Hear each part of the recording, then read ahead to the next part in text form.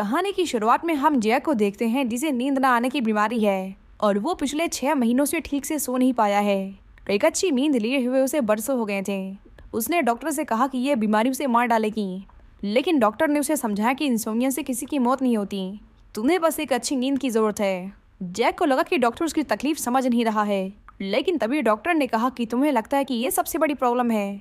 आज शाम जाकर कुछ कैंसर पेशेंट से मिलना, तुम्हें समझ आ जाएगा कि तकलीफ क्या होती है।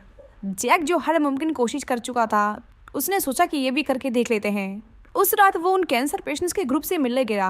वहाँ उसकी मुलाकात बॉब से हुई, जो पहले एक बॉडी बिल्डर हुआ करता था, लेकिन स्टेरॉइड और ड्रग्स की ओवरडोज से उसने अपना शरीर खराब कर लिया। उसने बहुत ज़्यादा एस्ट्रोजन पाया गया था, जिसकी वजह से उसके स्तन निकल आए और उसका पहलवान जैसा शरीर औरत जैसा बन गया। इसी बीच उसने एक रेड जैकेट पहने आदमी को देखा, जो दिखकर अचानक से गायब हो गया। उसके लिए ये बहुत आम बात थी। नींद की कमी से उसे अक्सर ऐसी चीज़ें दिखाई देती थीं। इसके बाद उन सभी को अपनी अपनी तकलीफें बताकर एक दूसरे के गले लगकर रोना था। बॉब रोने के लिए जैक के पास आया और उससे अपनी दुख भरी कहानी बताने लगा। कुछ देर बाद जैक भी खूब रोया। ये पहली बार था कि वो रो रहा था। उसका मन हल्का हो गया और फिर कुछ ऐसा हुआ जिसकी उसे बिल्कुल भी उम्मीद नहीं थी। जब वो घर आया तो वो सो गया, इतनी गहरी नींद कि उसे कुछ होश भी नहीं रहा। इसके बाद वो जब जब वहाँ जाता उसे अच्छी नींद आती। उसके लिए ये हर रोज़ मरने जैसा था। वो हर शाम मरता और फिर से जैसे एक नए शरीर में जन्म लेता। सब कुछ सही चल रहा था, पर तभी कुछ ऐसा हुआ जो उसकी पूरी ज़िंदगी बदलने वाला था। एक दिन वहाँ मार्ला सिंगर नाम की एक लड़की आई। उसे कोई बीमारी नहीं थी, वो बस यहाँ फ्री कॉफ़ी और टाइम पास करने आती थी। जैक ने देखा कि वो हर तरह के मरीजों के ग्रुप में बैठकर उनकी बातें सुनती थी। मार्ला के अंदर उसे खुद की छवि दिखाई दी, क्योंकि वो खुद झूठ बोलकर इन ग्रुप्स का हिस्सा बना था। उसे देखने के बाद अचानक उसके सारे जज्बात खत्म हो गए। उसे आंसू आना बंद हो गए और उसकी नींद न आने की बीमारी वापस लौट आई। मार्ला उसके लिए किसी कैंसर की तरह थी, जिसके होने से वो अंदर ही अंदर घुटने लगा था। उसने कहा, मैं जानता हूँ कि तुम्हें कुछ नहीं हुआ, यहाँ से चली जाओ, ये जगह तुम्हारे लिए नहीं है। लेकिन मार्ला उसकी धमकी से डरी नहीं। उसने कहा, अगर तुमने मेरा नुकसान किया तो मैं तुम्हें भी एक्सपोज कर दूंगी। आखिर में दोनों ने फैसला किया कि वो समझौता करेंगे। उन्होंने हफ्ते में अपने अपने दिन फिक्स किए और उसके बाद वो एक दूसरे से कभी नहीं मिले। मार्ला की वजह से जैक अब हफ्ते में सिर्फ 3 दिन सो पाता था और अपनी बारी आने का इंतजार करता था। जैक एक बड़ी कार कंपनी में काम करता है, जिसमें उसका काम था उनकी कार से होने वाले नुकसान को कम से कम करना। आसान भाषा में कहें तो अगर उसकी कंपनी 10 लाख कार बनाती थी तो उसमें कुछ कारें किसी न किसी वजह से खराब होती थीं, जिसकी वजह से एक्सीडेंट होते थे और लोगों की जानें जाती थीं। वो एक फॉर्मूले पर काम करता था। उसकी कंपनी ने इस साल उस मॉडल की कितनी कारें बनाई, फिर उसे मल्टीप्लाई किया उनके खराब होने की संभावना से, फिर उसे मल्टीप्लाई किया उन पैसों से जो उन्हें मरने वालों के परिवार को देने होते थे। तीनों को मल्टीप्लाई करने के बाद जो पैसे बनते हैं, अगर वो उससे कम है जितने में उनकी बाकी 10 लाख कारों को ठीक किया जा सकता है, तो वो मरने वालों को पैसे दे दिया करते थे और अपनी बाकी की कारों को रिपेयर नहीं करते थे।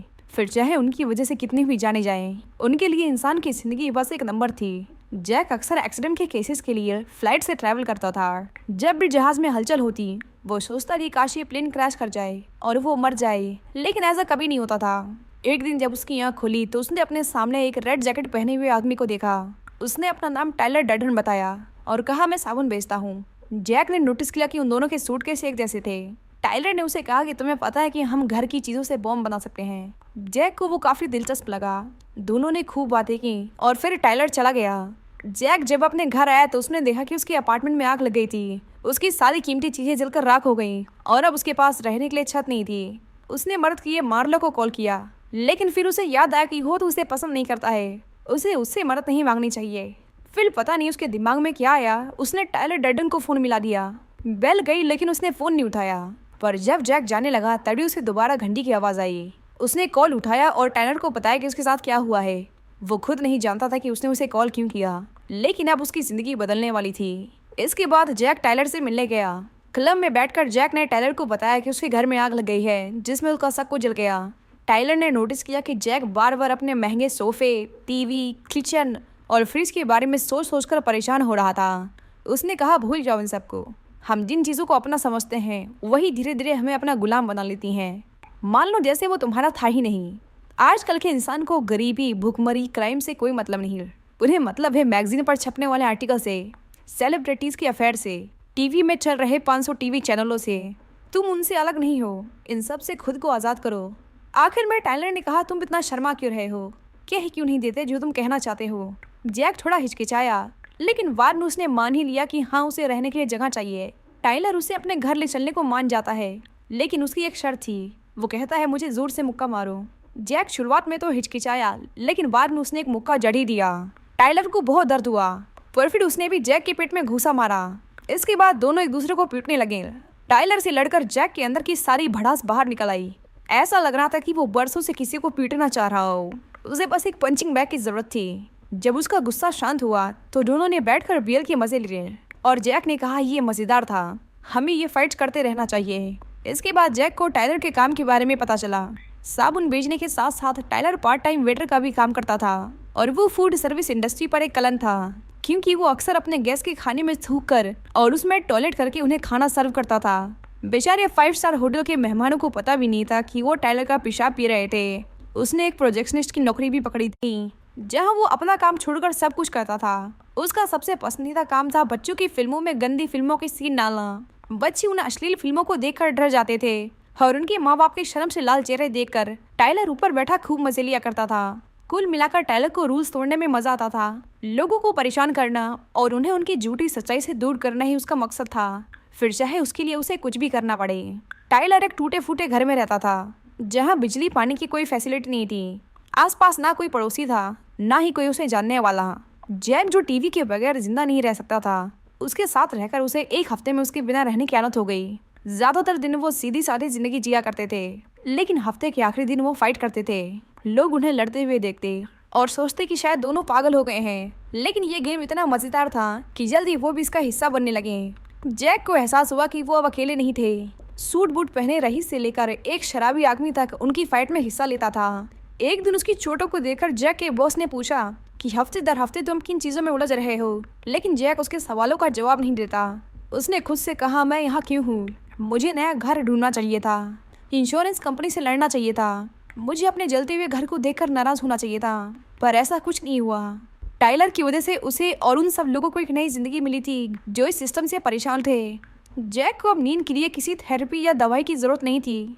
वो हर रात फाइट करते और उससे होने वाला दर्द उसके सारे मानसिक तनाव को दूर कर देता। टाइलर ने जब देखा कि ढेर सारे लोग उसके क्लब का हिस्सा बन रहे हैं, तो उसने ऐसा होने से रोकने के लिए कुछ रूल्स बनाए।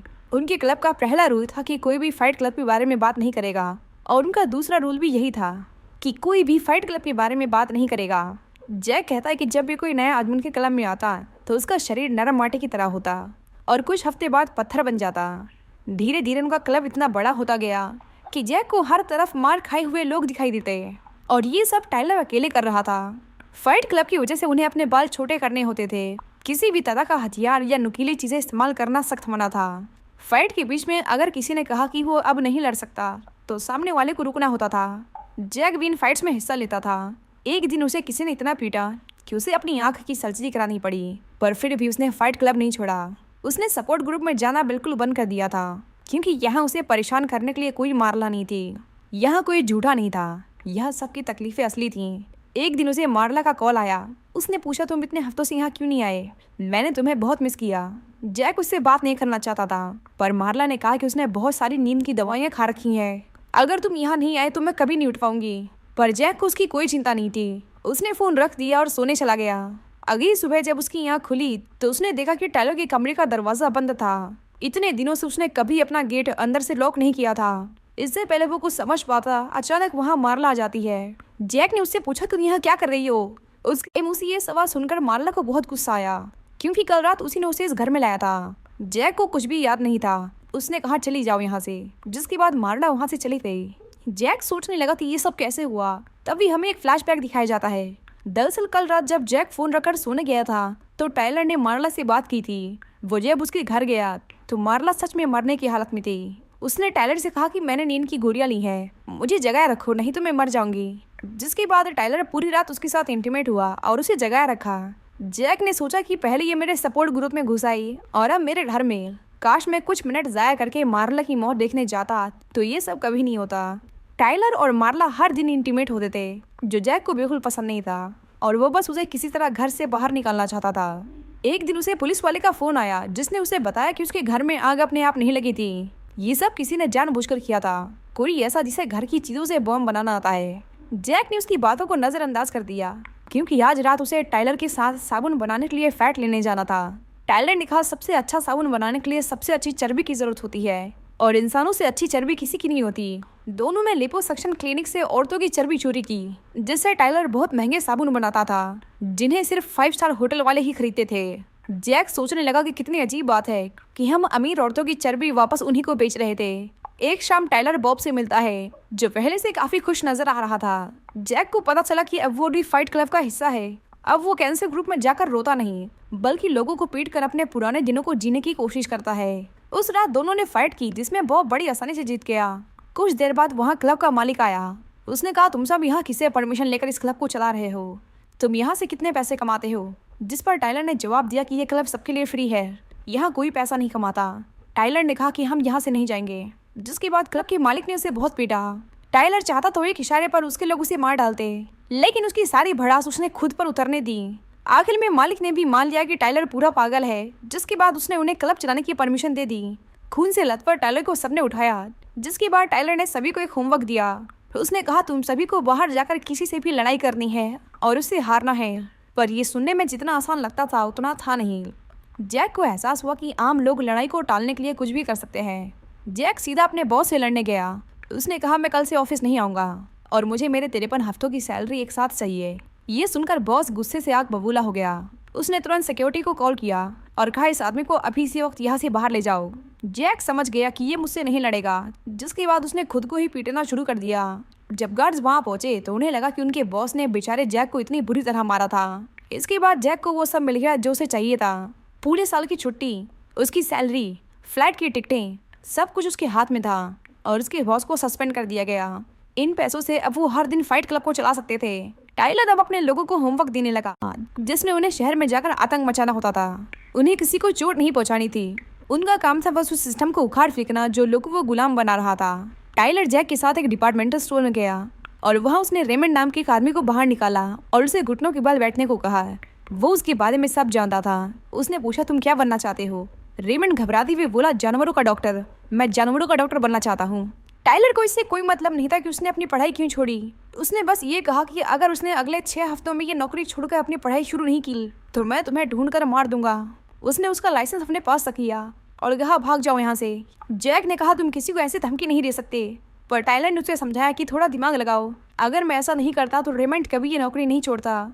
कल उसकी जिंदगी का सबसे खूबसूरत दिन होगा। उसे छोटी से छोटी चीज बहुत कीमती लगने लगेगी। जैक ने देखा कि गन में कोई बुलेट नहीं थी, मतलब वो सच में किसी को नुकसान नहीं पहुंचा रहा था, वो बस सबकी आंखें खोल रहा है। अगले दिन जैक ने देखा कि एक आदमी उसके घर के बाहर खड़ा टाइलर का इंतजार कर रहा था। टाइलर ने जैक से कहा कि ये सब एप्लीकेंट है।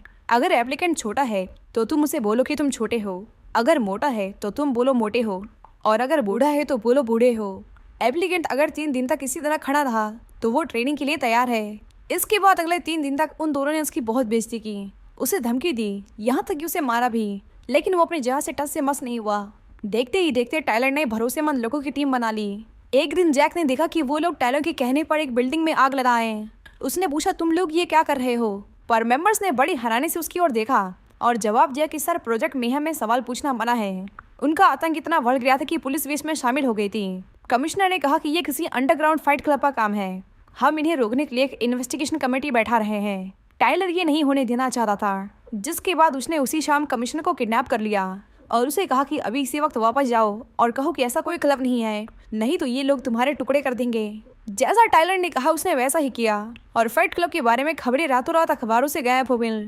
जैक नोटिस करता है कि अब टाइलर उस पर पहले की तरह ध्यान नहीं दे रहा था। उसने देखा कि अब वो किसी और लड़की को पसंद करने लगा है।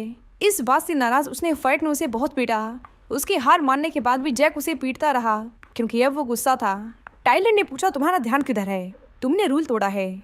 लेकिन जैक को सबसे पहले जानना था कि ये प्रोजेक्ट मेहम है क्या और उसने इसके बारे में उसे क्यों नहीं बताया। टाइलर कहता है कि मैं तुम्हें ही कैसे बताऊं, तुम्हें ईमेल करूं या हर चीज़ का स्केड्यूल दूं? मैं तुम्हें हर चीज़ नहीं बता सकता, इसका फैसला तुम्हें करना है कि तुम इसमें कितना शामिल होना चाहते हो।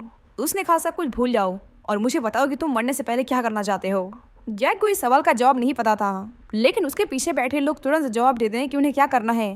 टाइलर को लगा था कि जैक ने जिंदगी जीना सीख लिया होगा, लेकिन वो गलत था, जिसके बाद उसने स्टीयरिंग छोड़ दिया और कार की रफ्तार बढ़ाने लगा। जैक ने उसे कंट्रोल करने की कोशिश की, पर टाइलर ने कहा उसे छोड़ दो, सब कुछ काबू करने की कोशिश मत करो। जैक ने उसकी बात मानी और स्टीयरिंग छोड़ दिया। उनकी कार एक ब्रिज से नीचे गिर गई और उनका एक्सीडेंट हो गया। इसमें किसी की जान तो नहीं गई, लेकिन उन्हें बहुत चोट आई थी। अगली सुबह जब उसे होश आया तो उसने देखा कि टाइलर जा चुका था। उसके घर में लोग अपना अपना काम कर रहे थे, लेकिन कोई नहीं बता रहा था कि वो क्या कर रहे हैं। जैक को जरा भी आइडिया नहीं था कि ये प्रोजेक्ट मेहम है क्या। कुछ देर बाद वहाँ मार्ला आई। जैक ने उसे कहा कि वो यहाँ नहीं है, टाइलर जा चुका है।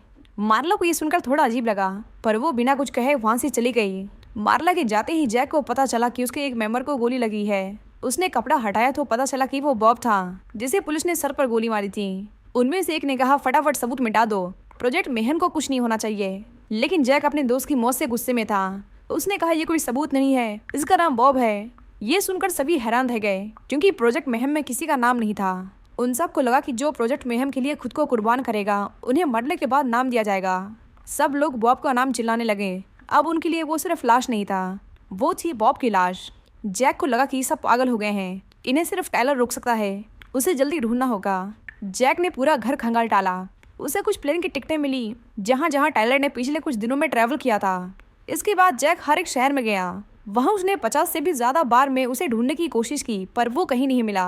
हैरानी की बात यह थी कि वहाँ जैक को हर कोई जानता था, जबकि वो यहाँ आज से पहले कभी नहीं आया। कुछ लोगों ने तो उसे बताया कि टाइलर को किसी ने भी नहीं देखा। वो हर 3 साल में अपने चेहरे की प्लास्टिक सर्जरी करवाता है, जिससे उसे पहचान पाना मुश्किल है। जैक ने इतनी बेतुका बातें कभी नहीं सुनी थी। ऐसा लग रहा था कि जैसे वो बस एक नाम है, उसका कोई अस्तित्व नहीं। आखिर में वो एक आदमी से मिला और उससे पूछा कि क्या तुम टाइलर डर्डन को जानते हो।